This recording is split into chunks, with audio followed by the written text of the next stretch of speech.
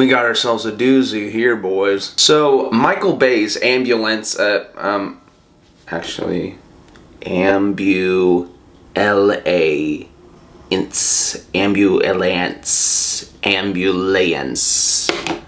AmbuLAnce, stars Jake Gyllenhaal and... In the DC Extended Universe superhero film, Aquaman, how do you go about pronouncing his name? Yahya Abdul-Mateen. The movie stars Jake Gyllenhaal and Yahya Abdul-Mateen as bank robbers. They play as bank robbers who escape a botched robbery, who hijack an ambulance with an injured cop and an EMT played by Isa Gonzalez. This movie is crazy, and maybe one of the top movies of the years. But not for the reasons they want. From a film perspective and even storytelling perspective, this movie's a mixed bag for the most part, but there's so many entertaining elements for ironic and unironic reasons that makes this just a top tier movie entertainment wise. Let's start off visually. This movie the cinematography is great. Michael Bay has really nice looking movies when he has the right cinematographer. This movie is no exception, as there's a bunch of beautiful shots of the city landscape of LA and all sorts of different cool, gleaming, warm shots throughout. So the cinematography is pretty beautiful. And he likes to use drone shots, which is very interesting as it flip-flops and it's very dynamic camera movement. It really adds to the quick pace of the action and the quick pace of the movie, but that becomes a problem after a while. Because while it's visually good and there's some cool shots with all the drones and different cuts and angles he uses, he cuts them all together really fast. Because of the tons of quick cuts and different angles and just dizzying movement, it can make you nauseous. Or at least made me have a distant nausea about to make its way out onto the theater floor. So while it's a pretty good looking movie, it might end up making you want to throw up because of how good it looks / moves. So quickly touching on the main characters. Jake Gyllenhaal is crazy in this movie. He's like the most insane, unhinged person. It seemed like Michael Bay just gave him the direction to yell the whole time, which most of the time I found pretty hilarious, but at sometimes it does get a little grating, but he does a great job with what he has. It really drives the insanity of this criminal character he plays. His partner and brother, Yahya Abdul-Mateen, he's more of the straight edge of the two. He's definitely the more calm character, and he's also more of the heart of the whole movie, as he's a vet that was disrespected by his country and has only the means of going into a robbery with his criminal brother to pay for his family's medical bills and sicknesses and stuff, which is pretty sad. But he still has some moments of craziness as well. And then to cap off the main trio, we have Isa Gonzalez, who plays a more reserved at first character, as she's just an everyday EMT worker. So she comes off very desensitized at first and very just unempathetic. Is that the word? Yeah. Before being tossed in this situation and learning to care for different people that she's taking care of, and even some wrong side of the law people. But yeah, other than those three that take up this ambulance on the run, there are so many characters in this movie. On the good side of that, they each of them have their own little backstory and have little one-off lines that give them a real humanity, hinting at what they do in their everyday life or what they've done this week. It makes the whole movie feel like a really breathed-in world, because everyone's doing their own thing. It's not everything's completely just for the purpose of the ambulance and stuff. Each of them have their own little problems and stuff they discuss with each other. The problem is they keep introducing characters in this movie. I mean, they were introducing characters up to halfway through the movie, maybe even further than that. They're just oh yeah, off at this place, this guy's doing his own little thing at this therapy session. He's going to be introducing the plot and going to help out too.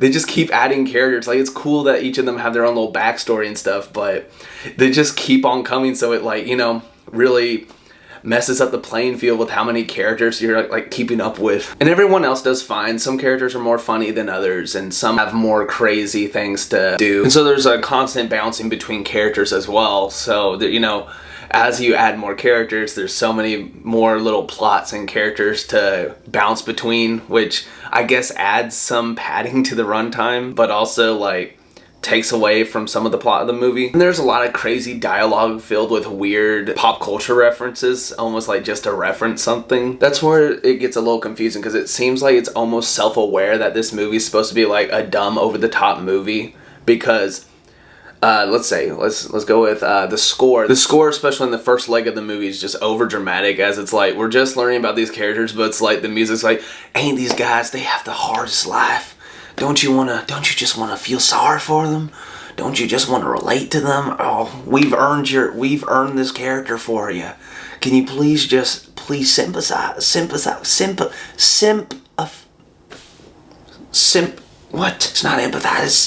sympathize with the character, please. You want to love this character even though you just met them. So yeah, the score can be overbearing in that regard. And then with all the crazy characters having just these random little day in the life experiences that are like funny, that are like played for laughs and stuff. And with how cheesy the dialogue gets, like, it almost comes off self-aware, as if whoever wrote this movie like knew it was going to be like a bad movie, or not like a bad movie, but like a dumb movie, like a dumb turn your brain off movie, and it knows what it's doing. There's literally a line where Jake Gyllenhaal mentions Braveheart and mentions that it won so many Grammys, when it would make more sense if it was Oscars. There's too much stuff like that, to the point where I think it is being self-aware and being like a dumb turn your brain off movie. But at other times it really wants to be dramatic and really push some tears out of you, you know, squeeze some tears out of the audience. So in that regard, it's like a mixed bag on what it wants to be. Like, if it wants to be this dumb turn your brain off action movie with over the top like elements, or this very serious like dramatic crime drama that's going to make you tear up at the end. And to give it credit, it does have a lot of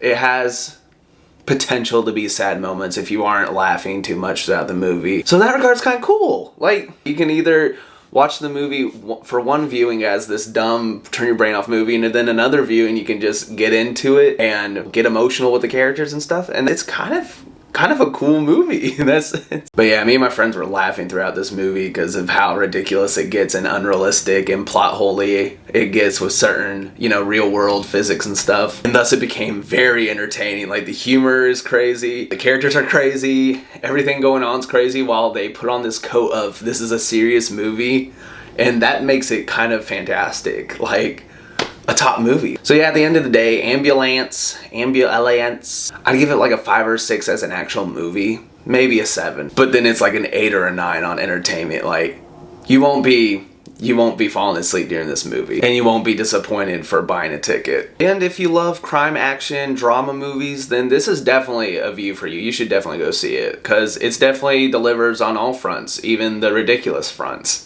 So yeah, go take a look, give it a little try, give it a spin. Hold up, wait a minute. Okay, so I'm actually back post first take of this review. Did some thinking while at work, and I feel like I downplayed this movie a little too much. I got to thinking, and I remembered, if that's a proper word or phrase. I'm putting it into the English canon though, because I have the right to do that.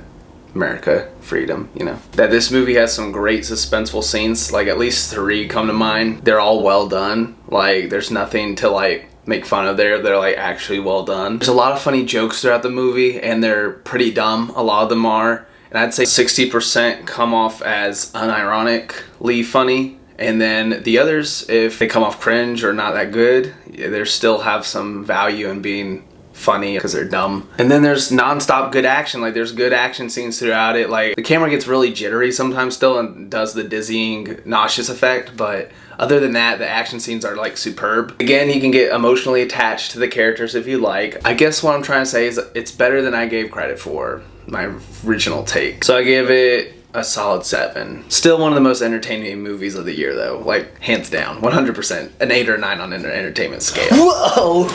Okay, alright, that guy that just updated the score and stuff, he was bored. He seemed so sorrowful and so sad and so, oh, I'm so sorry I didn't give the movie a good score. It was better than it was actually. No, alright, now, this is me. This is the new final score guy. It's me, final score guy. You can tell by the black beanie, so, you know, you can tell the difference, and my editor can tell the difference.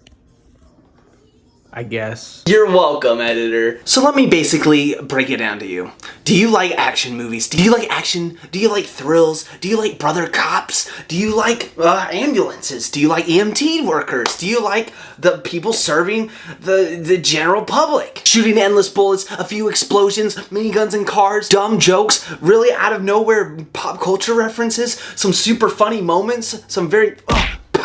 stop it! Anesthetical, pleasing parts? Do you like cinematography but don't mind getting a little dizzy as you're flying through the air on a drone? And do you like actual suspenseful scenes and possibly some potent emotional moments if you ignore the melodramatic music sometimes? Then look no further than then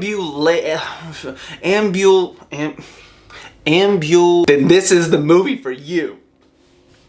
Don't you wait, call now and I might give you a free ticket possibly. Probably not. I'm broke. Now back to you, actual review. Maybe. But yeah, Michael Bay's Ambulance. Have you seen it? Was there enough explosions? I only remember like 1 or 2 big explosions, and you know Michael Bay loves his explosions. So they were very nice looking. But yeah, if you can please excuse me, I have a bank to rob.